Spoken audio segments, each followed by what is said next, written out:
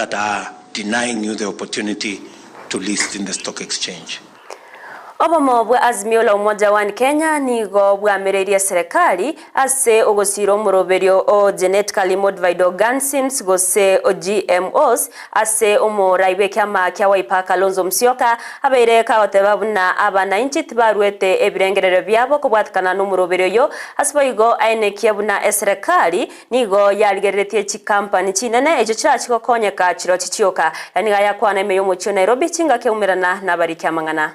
Long-term effects of GMOs in Kenya outweigh the short-term benefits, if indeed there are any.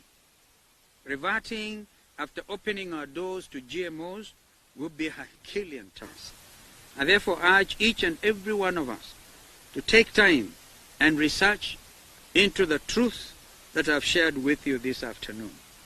We must safeguard the safety of our future generations and protect our sovereignty at all costs from manipulation and penetration by foreign entities.